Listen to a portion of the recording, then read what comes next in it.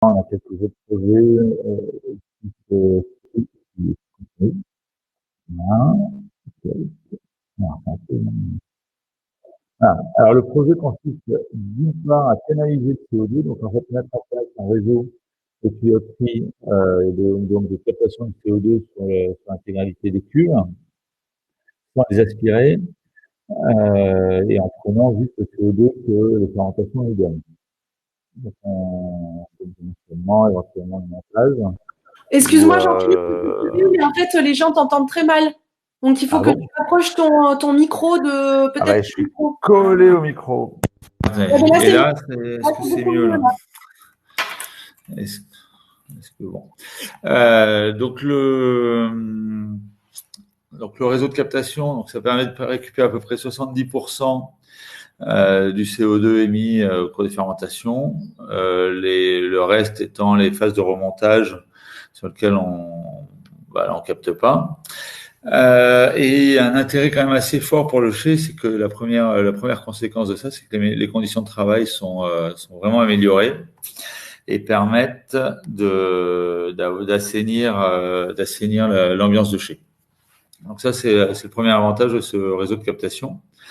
Ensuite, ce CO2, on va le sortir à l'extérieur des chais pour ensuite, donc en fait, on va comprimer le CO2, faire une solution de carbonate de sodium principalement. On va faire réagir avec le CO2. En contrôlant le pH, on valide qu'on fabrique un bicarbonate de bonne qualité et qu'ensuite sera filtré. Donc le procédé, je vais vous présenter. Voilà. Oula. Donc ici on a la partie compression du CO2. On prépare une solution de carbonate et on fait réagir le CO2 avec le carbonate pour fabriquer du bicarbonate de sodium ou de potassium. Ça c'est en fonction des choix qu'on souhaite faire. On peut alterner l'un et l'autre pendant la période de fermentation. Tout à fait possible. Alors, un peu long. Voilà. Bon, là, on voit quelques bulles de CO2 qui est dans nos réacteurs. Et ensuite, donc, on filtre le bicarbonate et on va charger en big bag. Et actuellement, ce bicarbonate est principalement valorisé dans la production de spiruline ou la détergence. On travaille sur d'autres voies de valorisation. Alors, ça va arriver. Alors, ça peut bugger de ton côté, Jean-Philippe, mais moi, ça. Donc, ça, c'est un petit descriptif du marché du bicarbonate de sodium en Europe, avec une grosse partie qui est autour de l'alimentation animale, qui n'est pas obligatoirement le marché que l'on vise principalement. On va plutôt, alors qu'il y a 20%, c'est la pharmacie et la cosmétique, c'est un marché qu'on cible à terme. La purification des gaz, pas particulièrement, mais on vise plutôt l'alimentation humaine et la détergence et éventuellement la chimie. Donc là, on va retrouver justement en alimentation humaine, on a donc en bicar alimentaire, notamment les producteurs de spiruline, mais aussi des applications un peu plus domestiques pour des industriels ou de l'agroalimentaire. On travaille aussi, alors, c'est un peu...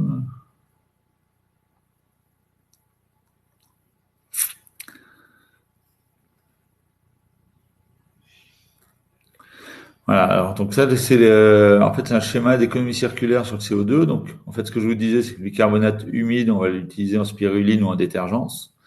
Mais on travaille dans la filière viticole aussi sur la régénération du CO2 pour faire l'inertage au cours de l'année ou pour commercialiser du CO2 pour les activités par exemple en serre, pour doper en serre le CO2. Donc en fait le bicarbonate devient un transporteur de CO2 et donc qui peut relarguer son CO2 et régénérer le carbonate de sodium qui va pouvoir être réutilisé dans le procédé Valécarbe, les vinifications suivantes. On peut travailler aussi sur la production de bicarbonate de potassium. Ça, c'est des actions qui sont en cours et on en fabrique un petit peu. Voilà. On va aller. Voilà, donc ça c'est un peu les marchés dont je vous parlais. Donc les marchés de niche, donc la spiruline, donc ça c'est l'agrément alimentation humaine. Donc des marchés matures autour de la détergence et de l'agroalimentaire, et puis le recyclage de CO2. Donc ça c'est les marchés principaux qu'on vise. Voilà. Et qu'est-ce qu'il y a d'autre?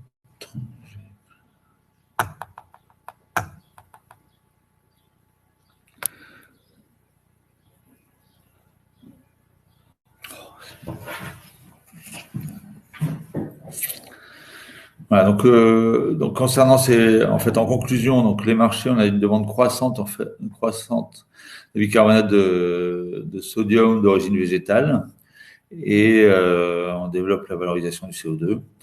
Et actuellement, le procédé, on le déploie assez largement sur de nouveaux chais dans le Bordelais et ailleurs. Pas mal de demandes en Rhône-Alpes et en Champagne. Et donc, en fait, on propose des prestations à la fois de conception du réseau, de vente ou location du procédé, d'exploitation du procédé et de commercialisation des produits issus du procédé. Voilà, parce qu'effectivement, donc on vient vraiment en complément, et l'objectif étant d'avoir un équilibre économique qui se crée sur cette valorisation du CO2. Bon, merci Jean-Philippe. Voilà, Alors, maintenant, je ne sais pas si je suis dans les temps. ouais, alors tu as dépassé de 2 minutes, mais vu que ça buguait de ton côté, je t'ai laissé, vous avez des questions? 2 minutes. Est-ce que vous avez deux questions à poser, voilà, pour qu'on puisse rester dans le timing.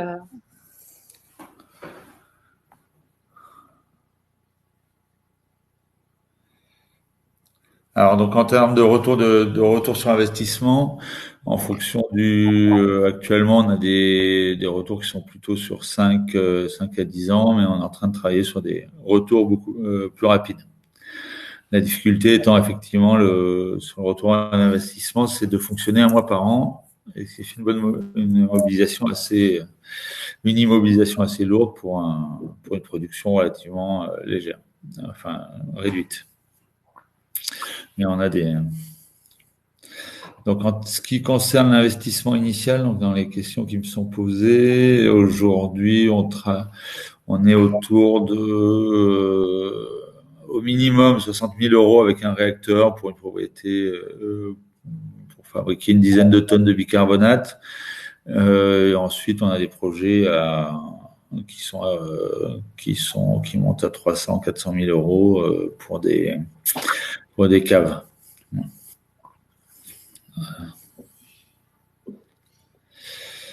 Alors, en termes d'aide à l'investissement, Suisse Olafite a été accompagné dans les investissements par France Agrimer. Donc en 2013. Après, Montrose et Latour, en fait, on est en location, donc aujourd'hui, il n'y a pas d'aide. Ils n'ont pas d'accompagnement. Mais on peut en avoir.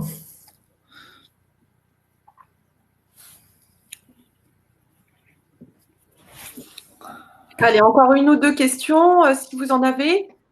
Quelqu'un qui écrivait? Non, je ne sais pas. Non, réutilisation dans les caves. Réutilisation dans les caves fréquents. Alors, je ne sais pas ce que c'est vis-à-vis du. On utilise souvent le bicarbonate. J'imagine que c'est vis-à-vis du CO2. En inertage. Donc, alors, bon, il y a souvent l'inertage qui est fait naturellement pendant les vinifs d'une cuve à l'autre.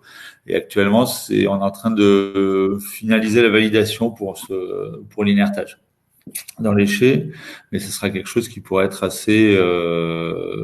Enfin voilà, la qualité de CO2 est bonne. On pourra reproduire des tonnages significatifs et être totalement indépendant en CO2 pour l'inertage. Il faut savoir que, en fait, l'inertage peut correspondre à 4% de la production de CO2 dans les issus des vinifs. Donc, en fait, on pourra pouvoir l'utiliser assez largement. Avez-vous estimé la quantité de CO2 piégeage pour 1000 hectos? Donc 1000 hectolitres de vin, c'est à peu près En gros, c'est 8 à 10 kg de CO2 par hectolitre de vin. Donc, voilà, ça fait 1000 hectolitres de vin, ça fait à peu près 10 tonnes de CO2, 8 à 10 tonnes de CO2 qui sont émises. En fonction du foisonnement et de l'organisation du chai, on peut estimer qu'on va récupérer entre 50 et 70% du CO2. Peut-être pas 70. L'objectif étant, on peut récupérer jusqu'à 70% du CO2 émis. Donc, on pourrait récupérer entre 5 et 7 tonnes. Ok, merci beaucoup Jean-Philippe. Donc je vais passer s'il y a d'autres questions. Alors là, il faut qu'on avance malheureusement. On a 5 minutes de présentation, 5 minutes de questions par entreprise. Si vous avez des questions a posteriori, vous pouvez vous les faire parvenir et puis on vous mettra en relation avec la personne. Maintenant, je pense que tu peux reprendre la main. Donc, je vais appeler Karine pour une présentation donc, de Santea. Hop. Alors, Karine. Donc, Karine, tu peux activer ta caméra et ton micro.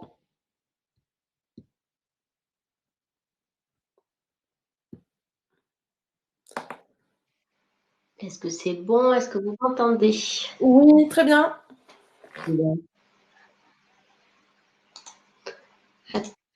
Bon, mais tu me dis, tu me donnes le stop et c'est bon. On va voir si. Est-ce que les autres vous entendez Karine? Oui, c'est bon? Ok, très bien. Bon, mais c'est bon, tu peux y aller. Top chrono. Ok, donc moi je vais vous présenter les solutions innovantes que propose la société Santea pour traiter les effluents de chais et les effluents phytosanitaires. Alors attends, hop, j'essaye de faire défiler, hop, que je voie comment on procède. Non, c'est pas ça. Donc, Santea, juste en quelques mots, hein, c'est un 20 ans d'expérience sur le traitement de l'eau. C'est 8 brevets et marques qui ont été déposés et c'est plus de 1500 références dans nos divers domaines d'activité que sont la distillerie, la viticulture, les industries agroalimentaires et le traitement, l'assainissement collectif. Donc, on a plusieurs services. Celui qui nous concerne la plus précisément aujourd'hui, c'est le service recherche et développement, puisque on travaille constamment à essayer d'améliorer nos systèmes et de répondre aux nouvelles contraintes, aux nouvelles réglementations ou aux nouveaux besoins de nos clients grâce à notre service recherche et développement. Donc, tous nos systèmes de traitement sont basés sur le traitement par bout activé.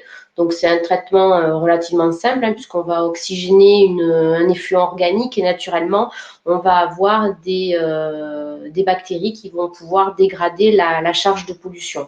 Donc, on s'adapte aux particularités de la viticulture qui sont une grande variation en termes de quantité et de charge puisqu'on va avoir vraiment un pic de volume et un pic de charge qui va se dérouler entre septembre et décembre, période des vendanges et des écoulages.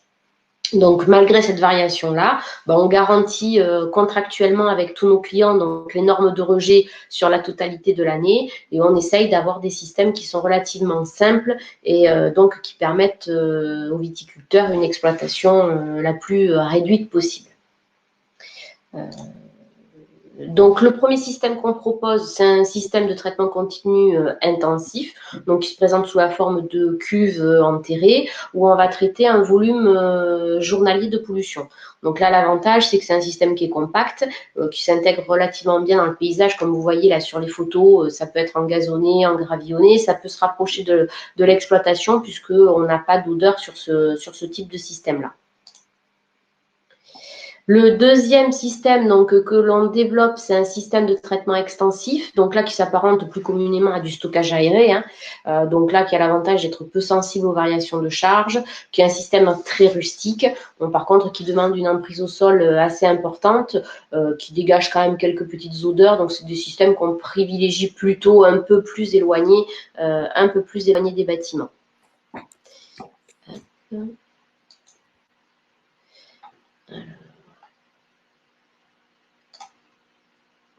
Donc, nos deux systèmes, tous nos systèmes, non, j'ai loupé une diapo.